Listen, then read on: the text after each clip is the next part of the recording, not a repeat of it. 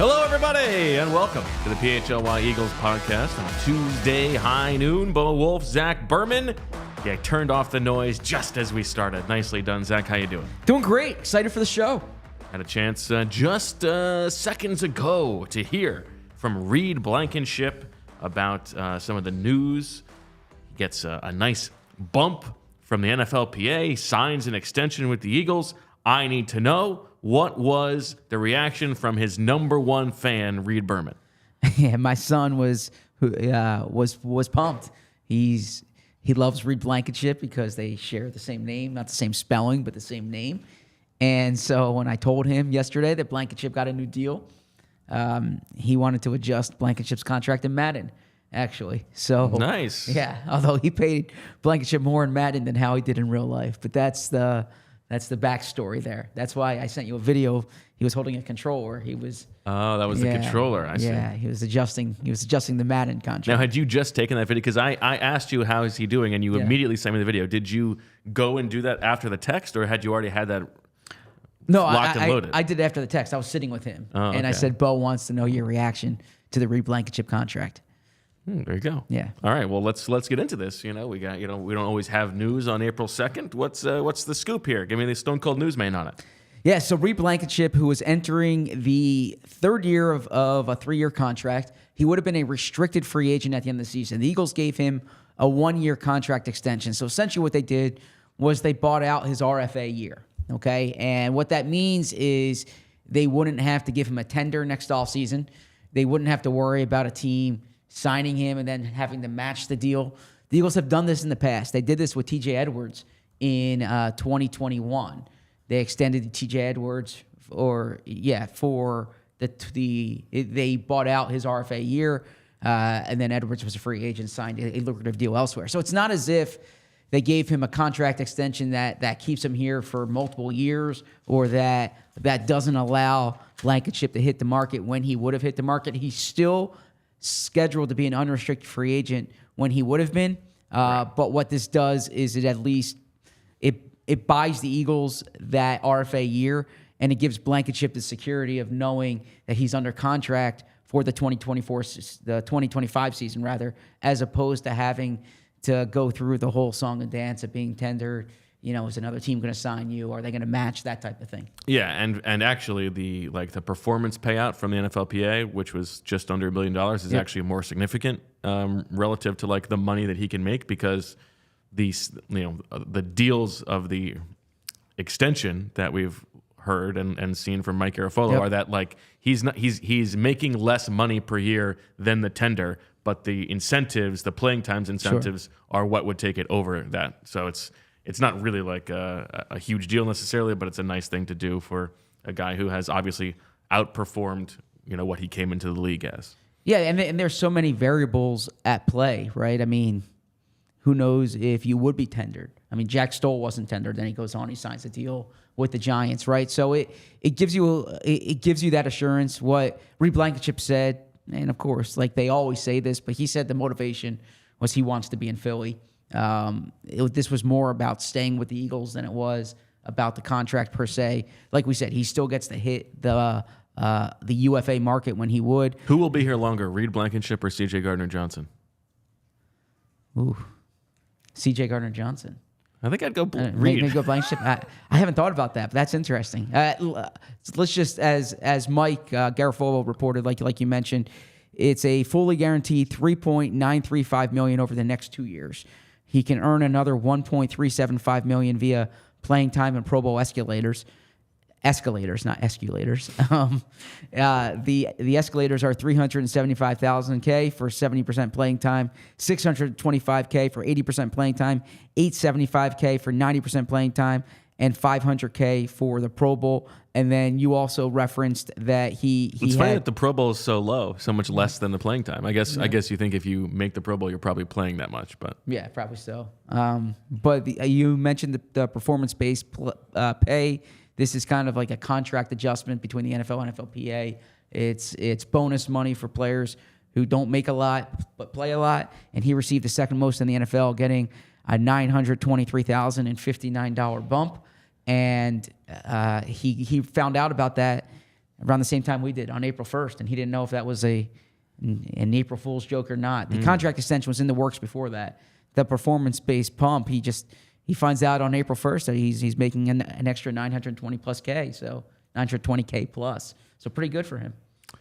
And this brings up a disappointment that I have, Zach. And we have cultivated, I would say, a great group of sickos who have the right, esoteric sensibilities, good, which is important for you. Esoteric reference sensibilities, points, yes. And yet, yesterday, when the NFLPA announces that they're giving Reed Blankenship this money, I didn't see a single mention from a sicko or anything that the NFLPA had cut a literal milk check.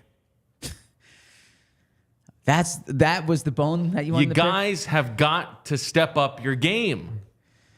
That was your first reference. We got to be better. First thought. Okay. I don't need to hold your hand through this. You can do this yourself. Okay? Go on. Just because I was on vacation doesn't mean you need to be on vacation. Let's go. Step up your game. So you're mad that the sickos... It's not the off season. It's the non-playing season. Well, let's go. True. That is true. So you're mad the sickos didn't say it's a literal milk check. Yes. Okay. They cut a milk check. They cut a milk check. Well, good for him, because that's that the performance-based pay, you literally earned that, right? So that's money earned, and the new contract it gives him. Yeah, he's here. We'll be covering him again. I don't think that this signals anything about Blankenship's kind of role on the team. No, other than he's someone that the Eagles want around, right? He's not someone who's fighting for a roster spot. He's someone who the Eagles want him on this team. We need to see how the safety depth chart shakes out, but it is, and credit to you, I thought you were going to reference the Camp Crush with the sickos, but you're someone who spotted him right away. It's not hyperbole to say that he was the last guy on the roster. Right? I mean, I think that's what Nick Sirianni said, or Howie Roseman said. I think it's just a touch of hyperbole. But touch of hyperbole? Yes. He was the last safety taking reps. Did he receive the least amount of UDFA money? He got very little UDFA money, but I think in terms of last guy on the roster, a UDFA who gets anything is a little bit above a veteran who's been around. Oh, okay. Like a guy who's just been on the bottom of practice squads and might get cut. But he was very low. The last defensive back on the roster. How about that? The last safety. I don't know if I can. You won't even give me that. Okay. He might have been, but I don't know if we're going to be definitive. He was the last guy taking reps when camp started at safety in 2022. As far as I remember. Yes. And kind of worked his way up, made plays, caught your eye. You were the movement. You were fighting it. If memory serves. Yeah. You said not my type. You said he's not your type. I won't use the description that you said that made him not your type. Well, he came in old. Yep. He came in injured. He came in white. Yes. So you said an old That's injured, almost 3 strikes. An old injured white guy you didn't like. And yet the heart wants what the heart wants. The heart wants what the heart wants. But I give him credit in this sense. And this happened in last summer's training camp as well, right? We're in camp, and there's a lot in training camp that you shouldn't read into. One thing that I do tend to read into is when a player's always around the ball, right? Like if he's just getting all these interceptions, he did this in last year's camp. He did it like that shows to me that there's certain instincts that you have, because especially rookies, they're swimming at that point. Like they're trying to figure out where they are in the defense. And a lot of the picks that he had was because he was in the right spot. Like he was, I don't want to say he was matching routes, but like he knew where the ball was going. He knew where the receiver was, and he was making plays on the ball. Well, and you talk about like this, the framing of everything that was missing from the defense last year. One of the guys who was actually playing with some physicality was Reed Blankenship. Maybe to a detriment at times. Yeah, and I think if we're gonna just analyze the player and like where he fits with the Eagles moving forward, like the style of play that he has could invite injury. He has an injury history. Yep. He missed 2 games last year. Do you view him as him and Sidney Brown, who is more likely, in your estimation, to be like a long-time starter for the team? Sidney Brown. So do you think that they view Reed Blankenship as best case scenario their third safety? Like this year or beyond? Yeah, let's say the second half of this year, like Sidney Brown is back healthy. I think ideally that's what you would want. Blankenship gives you that depth. He was a valuable special teams player 2 years ago, and he was a valuable defensive player last year, right? He started 5 games, plays for the team. Yeah. But I would say that I mean, you signed CJ. You took Sidney Brown high in the 3rd round. Sidney Brown has certain the athletic gifts that he has, the closing speed, the explosiveness, the versatility. I think there's just more to work with Sidney Brown. He was a gold star player. Red Star player. I was making him like a soldier. He was a Red Star player, rather. I apologize for that. Got the Purple Heart. So I would say Sidney Brown has a better chance of being. That's what they should do for the Ed Block Courage Award from now on. They should give him each a Purple Heart. Joe Walker walking around with Bill Pullman in A League of Their Own showing up. You give it during November, like during the Military Appreciation Month, good. Right? So I would say Sidney Brown, but I think Reed Blankenship certainly has a role. And the thing is when you look at Sidney Brown and C.J. Gardner-Johnson, 2 players who have that versatility to play safety, to play in the slot, right? So if there's like you can have all 3 on the field at the same time. This team still doesn't have a definite nickel, right? Sure. And so maybe it's the case that, C.J. Gardner-Johnson's bouncing back and forth. Maybe Sidney Brown is bouncing back and forth. I think that, if Reed Blankenship is healthy, this year he is a starting safety. I agree with that. Yeah. But your read on the contract wasn't like they're committing to Reed Blankenship being a starter for them. Not at all. Okay. No, this is basically. Because I think that was the read of some people. This is a real good contract, or a real affordable contract for a starting safety, and I don't think that's the approach the Eagles took. I think it's similar to TJ Edwards, is that it's just someone that they like, that they'll see what they have here and they'll keep him under contract. Yeah, I mean, this is just a thing to do because it makes sense logistically. They're not extending anybody else after 2 years, right? Yeah. They're not going to do something, pay a guy when they don't need to. Yeah, someone asked me, is Britton Covey next? And I'm like, hey.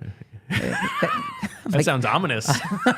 It's like, I like Britton, but I don't think is Britton Covey next. I don't think they're trying to buy out everyone's RFA years, right? I think they'll.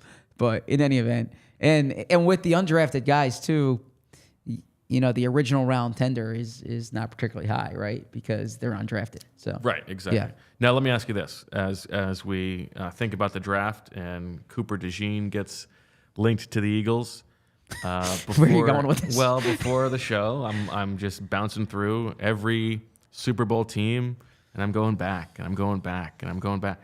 There has not been a Super Bowl team, I don't even know since when, but certainly not since 2000. That's as far back as I've gotten, who had 2 starting players in the secondary who were white. So, is Cooper DeJean off their board? I don't think that affects them, no.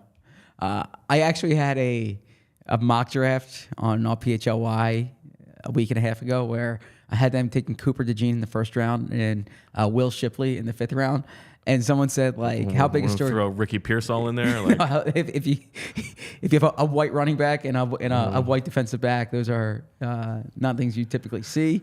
But it's not. You're not playing the odds. It's not something that crossed my mind. I was just simply looking at the players. No, I mean, we'll have extended Cooper. I mean, the numbers speak for themselves. You might have to go back to 1970.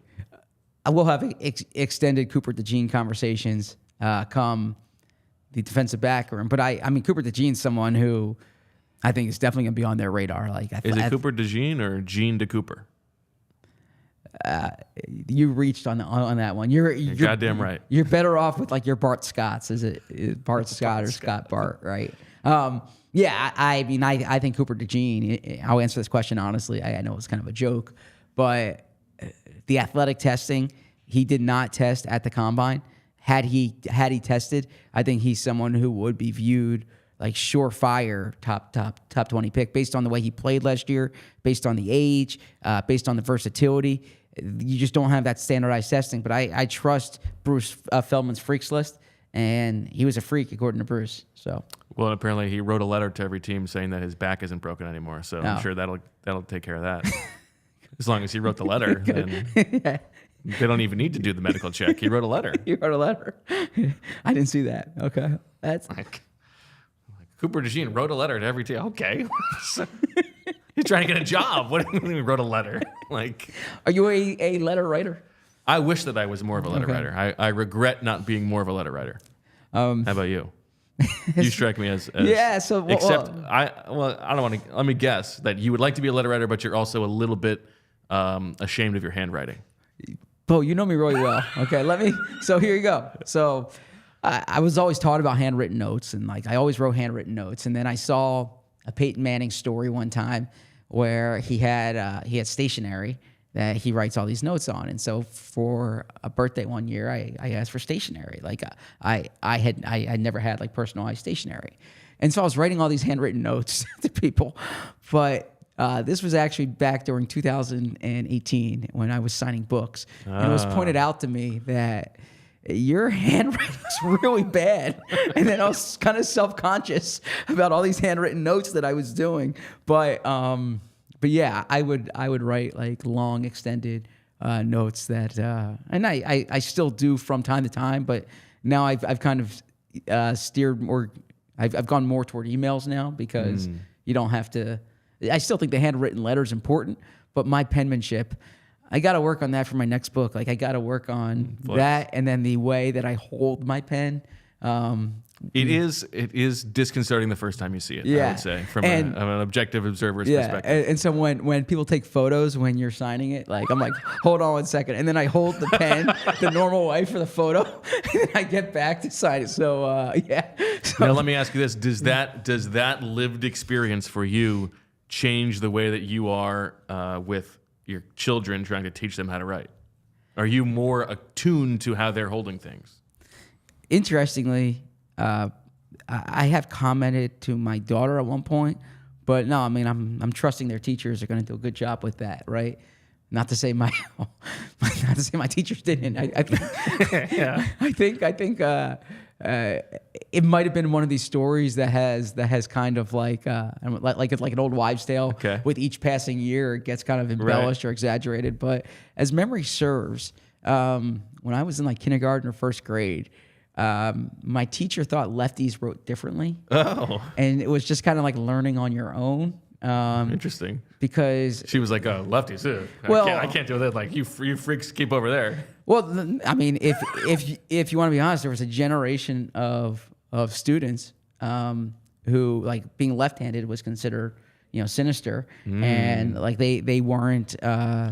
You had to, like there was. My mother-in-law's lefty also had terrible handwriting. No, but I mean this is a real thing. I believe like during the generation before us, they tried to force. There were some teachers who tried to force left-handers to write righty. So I'm not blaming any teacher. Bottom line, it's my responsibility. I should have written better. I got to a point where I was like in third or fourth grade where every teacher tried to change it, and it became like a jump shooter who has an ugly shot, and it's just like, look, this is how I do it. I write it.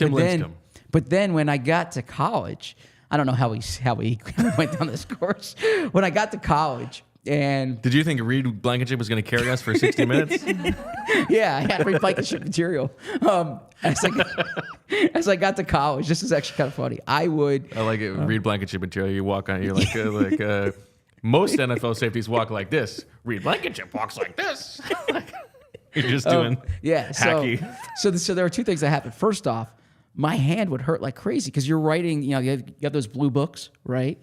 And you've this is a real thing. This is a thing for children. Like the grip that you have, if you're holding it like this, it is more exhausting for you to be writing because you're exercising more muscles. And because I'm lefty, and I would get, and in college you're using ink, right? You're not writing in pencil. My whole hand would just be filled with ink at the end of at the end of an exam, and it would look real like you would leave class. They're like, what happened to you, man? Either that or there's some girl across the hall. It's like, ooh, there's a bad boy. He's got, look at this ink all over his hand. Like, yeah, I wish it worked out like that. I think it was more like is that guy like what was that guy doing? Was he eating paint? Yeah, exactly. But yeah, in any event, I do. It is funny. It's been commented before. I'm like, wait, because people want to take a picture of you when you're signing a book. And I'm like, actually, can you hold on 1 second? And I'll adjust my grip for the photo because my first, the first few weeks when I was signing books and I would see these photos, I was like, that's what I look like, because you can't see yourself when you write. Andy Reid once commented on it one time too. Really? Yeah. I was in his office in 2012 and he commented on my grip for my pen. I'm looking in Google Images to see if I can find an image of Zach. Please don't. Anyways, seems like you've done a good job scrubbing those from the internet. Yeah, we should talk about our sponsors. I guess we should. Yes. Let's talk about our friends at Empire today. Not Empire yesterday, not Empire tomorrow. You need Empire today, because with Empire today, you get shop at home convenience, the right product for your needs, quick and professional installation, and a price match guarantee. Empire today is the best place to get new flooring. So, of course, they've got copycats. And they're probably calling themselves like Empire sometimes or whatever it is. But you know that those are jabrones. Empire today gives you the quality, service, speed that only they can give you. So these other people, they're going to advertise low-quality products for cheap prices. That's not what you want in your floor. You're going to fall right through that thing. You don't want that. Come on. You need Empire today, because shopping for floors, it's not easy, but Empire today makes it easy with their curated product selection. Their philosophy is to help you find what you need, not to overwhelm you with thousands of choices and substitutes. What they leave out of their selection is just as important as what they put in. That's like writing, It's not about everything you put, it's everything you keep out. You got to edit that bad boy, pare it down. We can sympathize. So, Empire today, they've got you covered. All you got to do, schedule a free in-home estimate today, and all listeners can receive a $350 off discount when they use the promo code PHLY. Restrictions apply. See empiretoday.com/PHLY for details. A lot's changed over the years. My handwriting hasn't, but one thing and another thing that has not, the great taste of Miller Lite. It was the original light beer, and to this day, it's still the best one. Miller Lite has more of the taste you want and less of the stuff you don't. So if you're sitting around the TV last night and you're watching Iowa versus LSU in women's hoops, or you're watching Phillies versus the Reds and the late game there, or you're watching Blanco throw a no-hitter down in Houston, what's a better way to spend it than with Miller Lite? Because Miller Lite, the great times you have in your life, Miller Lite is usually there with you. You spend less time thinking about what you're drinking and more time drinking with your friends. Miller Lite has quality and substance. It's not fake and flashy. You have the great taste. You have it's less filling. It has that clean finish. And the great thing about it is it has simple ingredients. Miller Lite keeps it simple. Undebatable quality, great taste, only 96 calories. It's the beer that strips away everything you don't need and holds on to what matters most. A light beer that tastes like beer. Less filling and only 96 calories. The original light beer since 1975. Times change, but you can always enjoy the great taste of Miller Lite. Tastes like Miller time. To get Miller Lite delivered right to your door, visit MillerLite.com/PHLYBirds, or you can find it pretty much anywhere that sells beer. Celebrate responsibly. Miller Brewing Company, Milwaukee, Wisconsin. 96 calories per 12 ounces. All right. Anything else on Reed Blankenship to discuss? So your opinion is this year it's Blankenship, CJ Gardner-Johnson. And I just frame it this way. Do you think that they're still in the Justin Simmons market? Do you still do you think if we haven't really discussed like someone like Simmons thing is weird, huh? Yeah. I was about to say Eddie Jackson, but Justin Simmons is someone who's hanging around there. Presumably, he wants more money than teams are offering. Around this town, Do you think they would still sign someone over Reed Blankenship, or do you think it's like Blankenship, Sidney Brown combo this year next to CJ? I don't think that they are eager to sign somebody over Reed Blankenship, but I think if Justin Simmons is lingering there and like is not finding the market he thinks he deserves, and an opportunity is there to add him, and you pair him back with Vic Fangio. I don't think that this Reed Blankenship thing affects their Justin Simmons thinking at all. Do you? I don't. No, but I don't think so. I mean, obviously they are not like rushing to sign Justin Simmons. Right. Yeah. Like we can obviously infer that. Yes, sure. Knowing that he's been on the market for a month. But if I'm sure that they have like some price in mind, and if Justin Simmons' camp circles back to them, like, okay, this is what we want to do. Yeah. I don't think this Reed Blankenship extension affects that at all. Interesting. And then the other thing I wanted to ask you, as someone, like, I know I puff you up, but I mean this when I say it. Like, you're a really good observer of these training camp practices. You've seen all different types of undrafted rookies. You've seen kind of like the former big time prospect who didn't turn it on when he was in college, but you're kind of hoping maybe now in the NFL. You see kind of the small school guy. You see the exception body wise, right? Is there anything that can be learned from Reed Blankenship's story as the Eagles go in that undrafted market this year? I don't know that I would even say that it's an undrafted thing, and you never want to like overlearn a lesson based on an outlier. But I will say that my bias for safeties, especially, and linebackers to a similar extent, but a little bit less, is guys who played a lot. Interesting. Guys who have started a lot and seen a lot of football and have the built-in, your Malcolm Gladwellian 10,000 hours of reaction time, and also,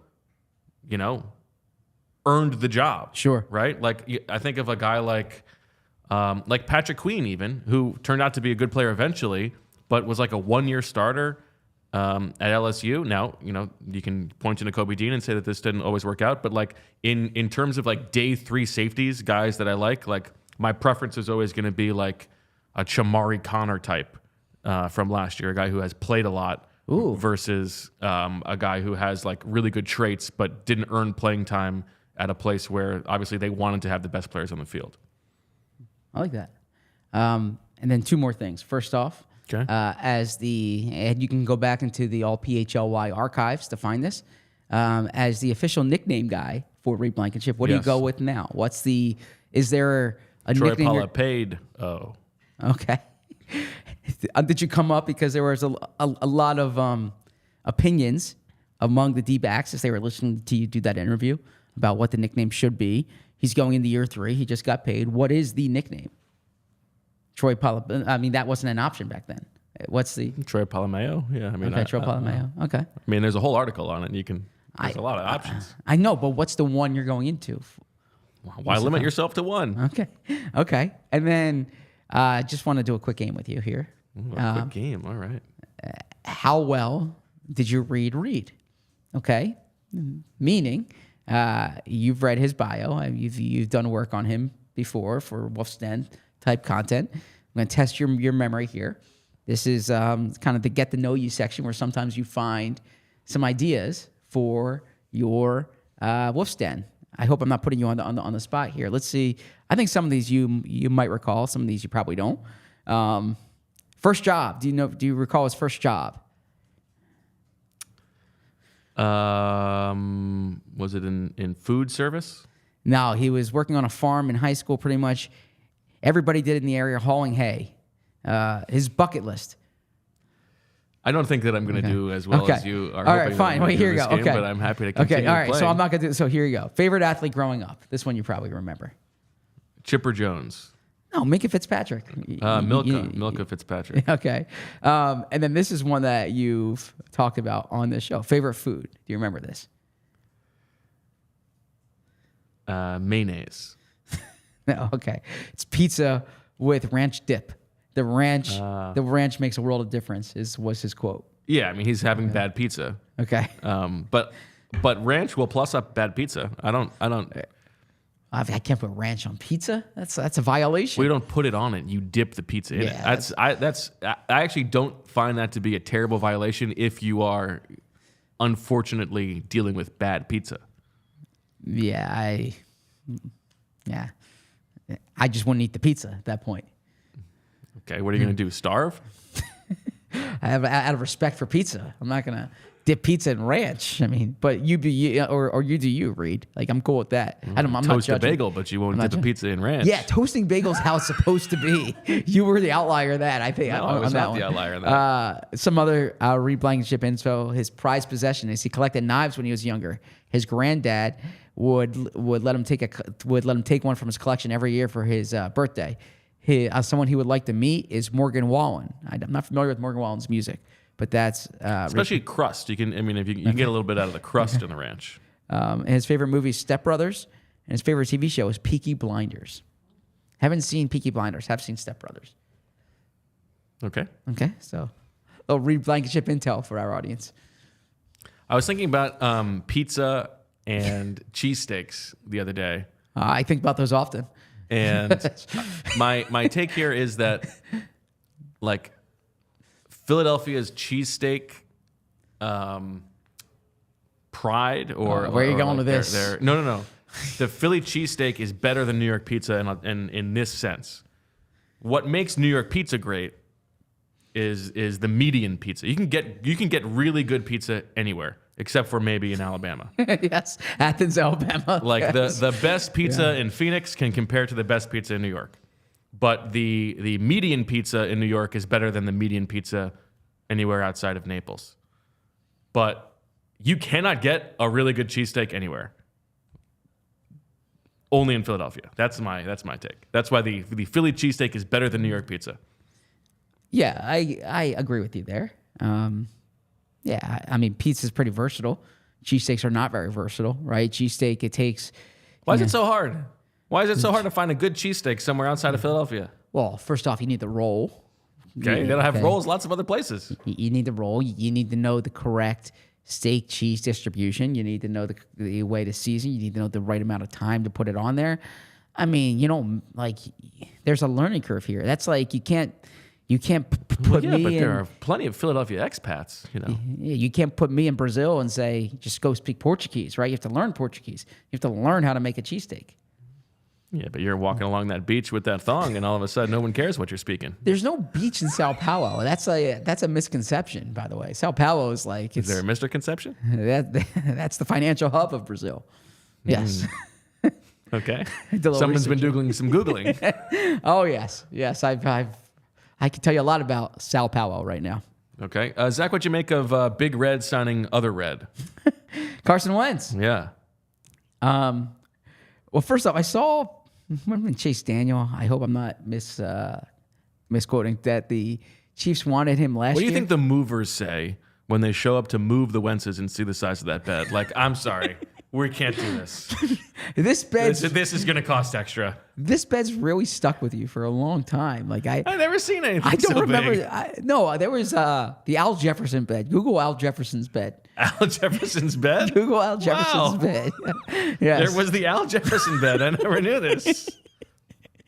I don't remember Carson Wentz's bed, but I remember this bed is not big. Al about Jefferson's bed is not bigger than Carson Wentz's bed? Al Jefferson got a custom-made bed to come, like, in terms of the size of the bed. No. Carson's bed is way bigger. Okay. I don't recall Carson's bed. There's 3 people on there. Look at the size of that thing. It's a football field.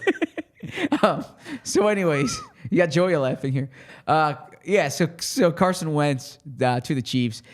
Anyways, I saw a story a tweet from Chase Daniel that the Chiefs wanted Carson Wentz last year, but he wanted more money than they were offering. And then he kind of waited. He signed with the Rams during the season. Like, come on, you got a chance to go to Kansas City, play with Mahomes. That's where Nick. I mean, that's probably what the issue was. That's where Nick Foles resurrected the career, if you remember. I do. But my read on it, look, Carson. I would want to go to Kansas City. I would want to work with Andy Reid and behind Patrick Mahomes, and absolutely. It's you have a chance to win your second Super Bowl ring. I mean, Carson, I give. And he had, after being on the West Coast, Yeah. in LA, he gets to go back to a place that shares his values. That was his line in Indianapolis, right? Yeah, yeah. I give Carson credit, and I'll tell you why. Like when you get to a certain point, and you've been a franchise guy, and I agree with this. Like you can walk away. You can be like, I have other interests in life. Like I've been very fortunate to make a good amount of money. I've had a decent career. Maybe it didn't go the way it was. Well, it certainly didn't go the way that it was kind of expected to go. But like to be where he was and to kind of become a journeyman backup, which is essentially what he's become. You have to love being part of a football team. Like you don't do it at that point. Just now, I don't know his situation. Well, and also there's self-belief, right? I mean, exactly. Deep down somewhere, he thinks that he can still be a starting quarterback. Yeah, but it does take a degree of humility to go from where he was to where he is now. And so I totally agree. I will tip my cap to that. I respect that. I also think, I don't know. Would you rather? I'm not going to bet against Andy Reid turning him into a functional backup quarterback. Would you rather Carson Wentz as your backup or Kenny Pickett as your backup? Oh. I mean, this is just generic team, obviously, not the Philadelphia Eagles. Yeah, not the Philadelphia Eagles. Yeah. Good question. I mean, I guess I would probably. I mean, they both also have injury histories that make it like they're not as reliable as you would necessarily want. I don't know. I would almost rather have Carson Wentz if I was generic Team B. Yeah, you're probably looking at what the high water mark could be, right? Like if your backup, there's two ways of looking at the backup: who can win you a game and who can win you a Super Bowl, I suppose, right? And Carson Wentz probably has a better chance of doing what Nick Foles did than Kenny Pickett Pickett does. Yeah, I don't know. I mean, obviously, I don't feel strongly about it either way, but yeah, not great options. By the way, I'm waiting for the Nick Foles retirement announcement at some point, right? He's been out for a year now. Maybe he's playing pickleball. He's playing pickleball. He was at the Arizona basketball game with Kellen Moore. Did you see that? I did see that. Yeah. So curious to see what happens with Nick, but number 7. Two guys who will, I think, maybe this is what they were discussing. Just, hey, you and I both are going to look 26 years old for the rest of our lives. Kellen Moore and Nick Foles? Yeah. Baby faces, both of them. Okay. Haven't really thought about that, but okay. Imagine the odds if we were doing the show in August 2017, if you said, no one's ever going to wear number 9 again in franchise history, but someone's going to wear number 11 again in franchise history, right? Well, yeah. I mean, yeah. You could have gone like, what if I told you Nick Foles is going to win the Super Bowl and Carson Wentz is going to be playing for Andy Reid, on his 5th team in 4 years? True. But okay. All right. Before we get going, let's tell you about another one of our sponsors, and those are our friends at Game Time, because buying tickets to your favorite event shouldn't be stressful. It should be easy. It should be relaxed. And, last night went up to New York. Zach had my NL rotisserie draft, the fabled draft. Had a good time. Now, anytime one of these guys I've drafted is coming to Philadelphia, I want to know if I can check him out, Is DL Hall going to be on the bump? Can I check him out? Is Sonny Gray going to be on the bump? Maybe not quite as exciting. DL Hall had a tough first start, but go on. Yeah, I'm aware. Anyway, with killer deals on last-minute tickets and all-in prices, views from your seat, and the lowest price guarantee, Game Time takes the guesswork out of buying MLB tickets. Use the app, and there's all this good stuff. You can customize your spot, and there's the flash deals. There's the zone deals. There's easy-to-find and buy MLB tickets for every kind of event in your area. Views from every seat in the venue, so you know exactly what you're going to be seeing when you sit down. You're not going to get surprised by a pole in the way or anything like that. Lowest price guarantee, event cancellation protection, job loss protection, and more. Save up to 60% off buying last minute for sports, concerts, comedy, and theater near you. They've got the all-in pricing, so you're not going to get these surprise fees when you're checking out. We hate that, don't we? It's ridiculous. Game Time's got you covered. You're not going to get that. And there's the Game Time ticket coverage so that your purchase is covered with the most flexible customer service policy in the ticketing industry. Take the guesswork out of buying tickets with Game Time. For a limited time, all users can get $20 off any MLB purchase of $150 or more in the Game Time app with code FIRSTPITCH, all one word, First Pitch. Terms apply. That's code FIRSTPITCH for $20 off from March 25th to April 14th only. So time's ticking. Take advantage. Download the Game Time app today. Last-minute tickets, lowest price guaranteed. And be on the lookout at allphly.com under the events calendar for upcoming events, including the NFL draft updates and golf tournaments. There's post-game shows on there as well with podcasts, live shows on every team, every day, premium written content for members at allphly.com, 20% off events. You have great merch for all teams, a free shirt when you become a diehard member, and the members-only Discord, which is the PHLY Lounge. So head over to allphly.com now and join the best sports fans in the city.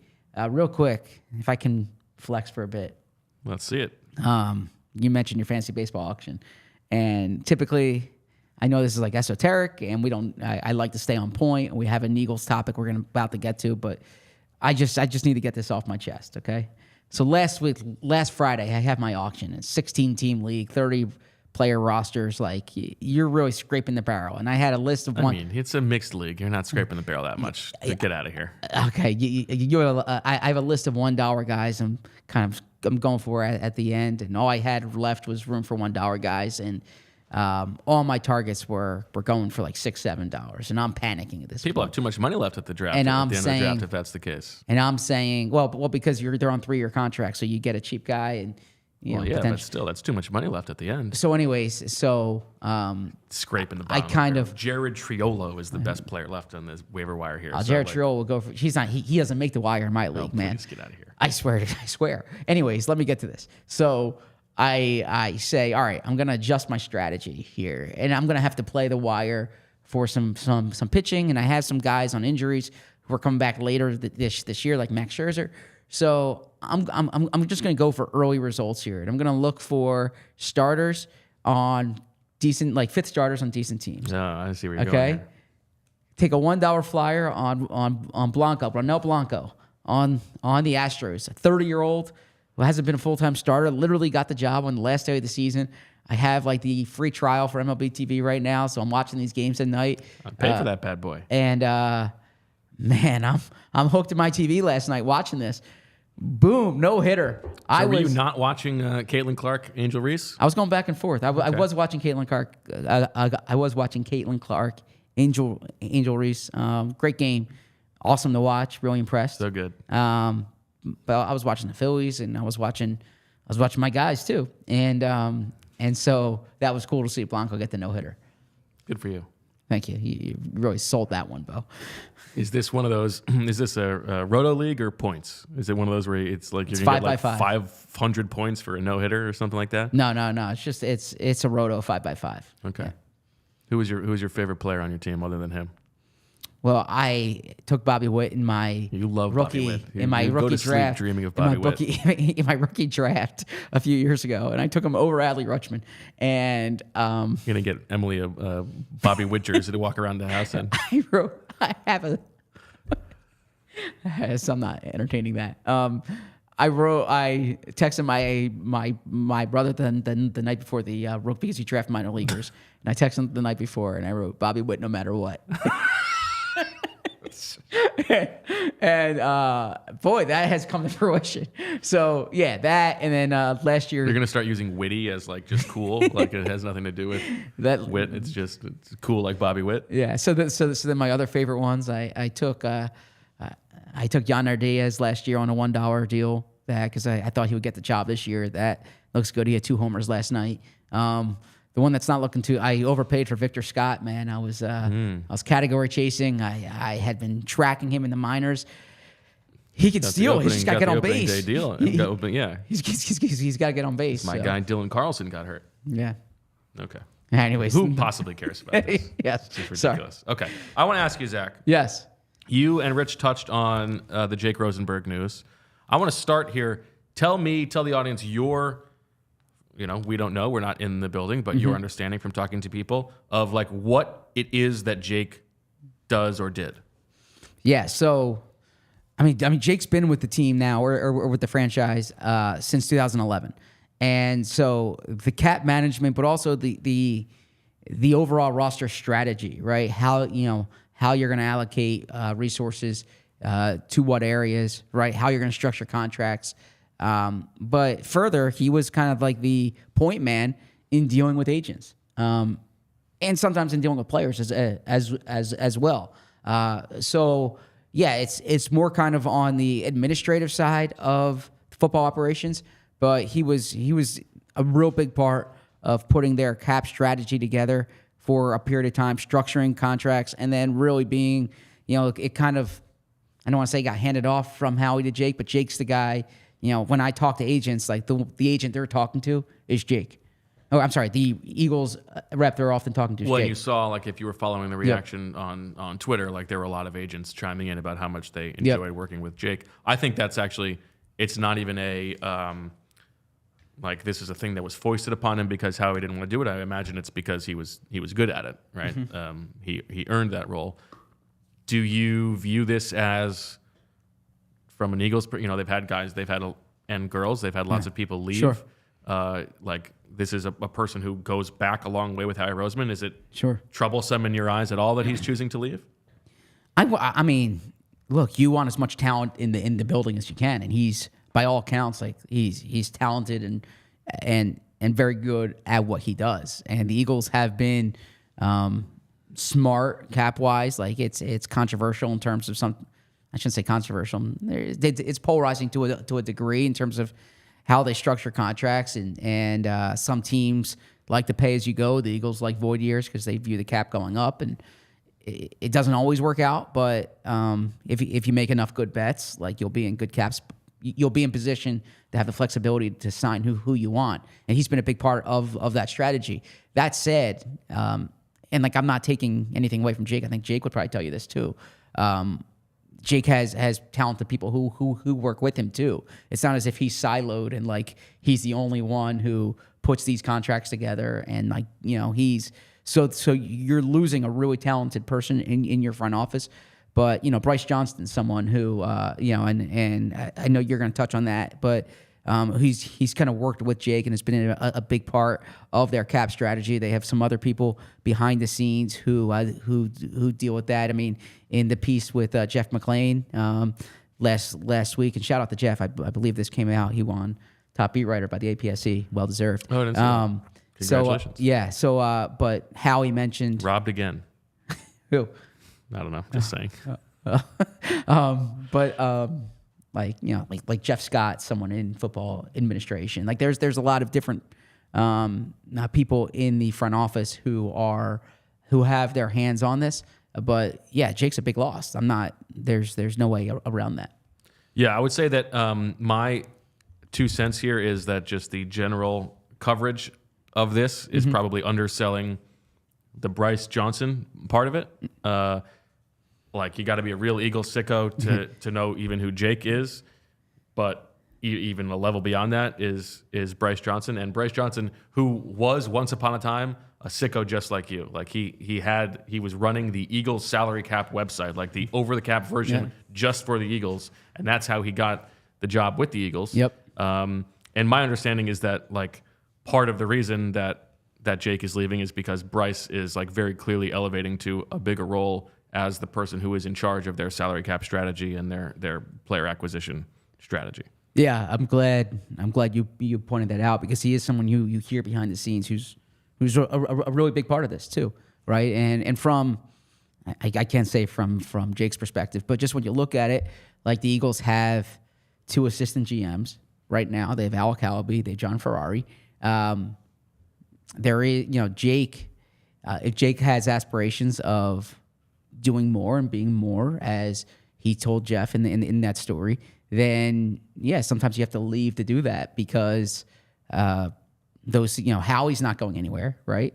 And then there's 2 people under Howie. ALLCITY, we've talked about him on the show. We've written about him. He did interview with Carolina this offseason, but There's a lot of people within that building that sometimes you have to go elsewhere to kind of advance your career. So yeah, I think the Eagles are going to be okay. Like they have, it's not as if Jake was sitting in a room alone, putting the contract strategy together over the past few years. But there is, it's human capital, right? There, you lose a certain amount of, intellectual capacity in that building. Sure, and that's why it's not dissimilar to the conversation of Nick Sirianni having to backfill his staff when a bunch of people leave, right? You have to have that pipeline from within. So absolutely, yeah, it'll be an interesting test and interesting to follow. Last thing, Zach, the Roto Pat, friend of the show for Roto World, has his annual ranking of the head coaches in the NFL. Nick Sirianni coming in 15th. Yeah. Sandwiched between Mike McCarthy and Doug Peterson, a couple familiar faces. What'd you make of that? Where would you have Nick Sirianni? Yeah, I thought that Kevin O'Connell was a little too high on there. Right? Kevin in Kevin O'Connell's 2 years, look, I like what he's done in Minnesota. Tall guy, square face. Yeah, Philly roots.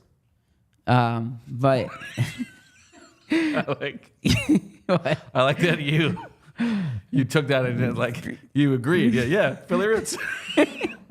As if everybody in Philly is walking around, 6'4" with a square head, like a Lego man. Yeah, we can all wish about being 6'4", right? Yeah, Kevin O'Connell was 12th on here. Would you take that trade if I could promise you tomorrow you would be 6'4", but you would have a literal square face? Like just sharp edges, an actual square as a face. Yeah, I'm proud of who I am. I'm not trying to, I'm not because. Good for you. Yeah, and. Well, now would you take it without the square face? No, but this is the thing you always learn is here's the thing that you learn. You can't just have the good stuff and not, you have to take the whole package, right? So, so be proud of who you are. But yeah, Sirianni's. How disconcerting that would be to wake up tomorrow 6'4". What happened? Oh my God! It would help me in basketball quite a bit. It would help me especially if your torso didn't change; it was just your legs lengthening. Yeah, I mean, but weird looking guy. Yes, Nick Sirianni went from 8th last year to 15th this past year. Kevin O'Connell went from 19th last year to 12th this year. Okay, no disrespect to Roto Pat; these lists aren't easy to put together, but. If Kevin O'Connell's 12th, I got to put Nick higher than that. Yeah, but I mean, Kevin O'Connell wasn't almost fired last year. I would put Nick above Mike McDaniel right now. I don't think that I would. Interesting. So Stefanski. So your number one. Look, he's certainly not top 5. You got Andy Reid number 1. He almost got fired last year. Yeah, he did almost get fired. He presided over a terrible collapse. Let's not pretend that didn't happen. Saying in 3 years. Of course, he's not top 5. No, but in 3 years as head coach, he's made the playoffs every year. Sure. He has 2 double-digit win seasons, right? Yeah, I mean, let's have Mike McDaniel. What have you done for me lately? Yeah, Mike McDaniel hasn't won a playoff game yet, right? Okay. I would say Kevin O'Connell hasn't won a playoff game yet. Nick Sirianni. I'm sort of with you on O'Connell, but I think Kevin O'Connell's probably fine. But you got number 1 here. You got Andy Reid. Number 2, you got Sean McVay. 3, John Harbaugh. I would probably put Harbaugh number 2. I'm more of a Harbaugh guy than McVay guy. I don't know. What's the last playoff game that John Harbaugh has won? Well, didn't he win a playoff game this past year? I guess so. Yeah. Okay. But then they lost again, right? No, because they were the 1 seed. Then they lost. They lost the Chiefs in the championship game. Yeah, I guess you're right. Yeah. Kyle Shanahan 4. I have terrible short-term memory. Yeah, Mike Tomlin 5, Matt LaFleur 6, Dan Campbell 7, Sean McDermott 8, Zach Taylor 9, Kevin Stefanski 10. Yeah, I don't know that I like Zach Taylor might be a little bit too high for my liking. I think Dan Campbell is probably some recency bias, but yeah. Sean Payton at 13. Now Sean Payton's won a Super Bowl, and they've been but okay, yeah. So is Mike McCarthy. That's what I'm saying. I mean, Sean Payton. Oh, you're saying he's too high. Yeah, I mean, these lists are hard to put together. Sure. And as Roto Pat says, Sean Payton's one of the best coaches of the 21st century. But I wasn't impressed with what happened in Denver last year. And then you look at, Dougie P. He went from 10 to 16. That was a tough situation, certainly. D'Amico at 17. You could make a case for a touch higher. I will put D'Amico over Kevin O'Connell. In looks or? In coaching. I'm not evaluating looks. But would you? I'm not evaluating looks. Looks are subjective. And I'm asking for coaching your subjective I'm asking too. for your subjection. Yeah, I can't really give you any insight on that. That's a yes, people. Jonathan Gannon, 23rd. Okay. What do you- Of 24, right? No. Oh, yeah. Yeah. 24. Yes. Dennis Allen, 24th. Which I agree with. Okay. What has Dennis Allen done to keep a job? I agree. I saw. No, is it Dennis Allen or is it Allen Dennis? It is Dennis Allen. Okay. Yes. It's Dennis Allen. Maybe you should change that. Once a potential candidate to be the Eagles defensive coordinator. Did not take the job. They hired Juan Castillo. And then the number one coach on this list went to Kansas City. There you go. So, You know what, Zach? Yesterday's show was just jam-packed with football stuff. Just nonstop Hassan Reddick talk. Today's show a little bit different. yeah, well, you know what? The good thing is that we're on 5 days a week year-round. We have some great shows coming up, draft-heavy stuff. We're really going to dig in position by position. I think it would be a funny bit if we kept saying we're really gonna, like we are excited. We're going to really dig into the draft, and then it's like the day of the draft, and we're like, all right, here we go. Well, that is a Bo Wulf staple, by the way. For the longtime listeners, you can appreciate this. Is that we'll get to like a week before the draft, and Bo's like, yeah, we have to do this game, this game, this game, this game, and I'm like, what did we do the past 3-4 weeks? So we can do it. We can do a game this week. Okay, yeah, that'd be good. I mean, I'm ready now. I know that I'm a bit of a college football sicko. Like, you know, you watch more women's hoops than I do. I watch more college football than you do. Everyone has different tastes. I get that. I'm ready. I'm ready to jump into some of this draft talk. I just want to be as informed as I can be. Yes, I respect that. I know Dane Brugger's gonna pump out that beast. I need that bad boy. Yes. And then I need my info. I need my testing time. And then we're gonna have some good guests on. I do wanna figure out. We're kind of brainstorming out loud here, but the best person to talk to for offensive tackles. Maybe it's Brandon Thorne. It's Baldy. Maybe it's Brandon Thorne. Just like because you and I are in agreement that O tackle's the spot to watch for the Eagles in the first round. I've done research on these guys, but I would really trust someone else to tell you that I like Amarius Mims over Tyler Guyton for this reason, or So I have a tackle thing I want to actually ask you about. Yeah, because we're talking about it. I don't think like a guy who's like a right tackle only, this prototype. There is no reason the Eagles can't take a guy who's a left tackle. No, that's true too. Right? Like Jordan Mailata can play right tackle. Yes. If you find that guy, I want to say that like Jordan Mailata does not have to be the left tackle. It's one of the beautiful things about his player development is that he started as such a blank slate that Stoutland got him wiping with both hands. Right? He can play right tackle fine. Sure. You don't need and now we can also argue about the framing of like, is that even a real thing where like a right tackle is a certain body type and a left tackle is not anymore. But I just think that if you found a guy who's like only going to be or only comfortable on the left side, I think that's fine. Yeah. Also a sneaky kind of like under the radar thing that we haven't even discussed all offseason when we talk about tackle. Jordan Mailata is entering the last year of his deal. Right? And as you astutely pointed out, when they signed him, they got him to a below market deal. I don't know if this next deal is going to be a below market deal, right? I mean, he's so young. His birthday was this week. He just turned 28, right? If he doesn't sign, that's actually older than I thought he was.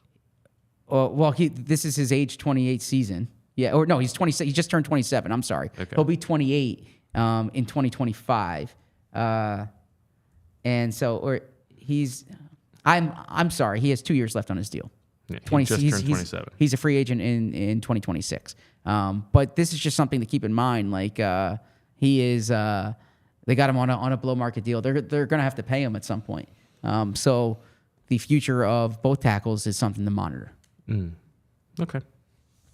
We snuck in some football talk. That's good. We had a lot of football talk. We came fresh off the Reed Blankenship news. Okay, we had literally 20. I don't think you're finding a show right now doing 30 minutes on Reed Blankenship. First person to tweet me with the last team that played in the Super Bowl with multiple white guys in the starting secondary will win a prize. I also want to, I said in our ad read earlier that check out the allphly.com for upcoming events. I'm just going to give a quick tease here. I hope I'm not speaking out of line.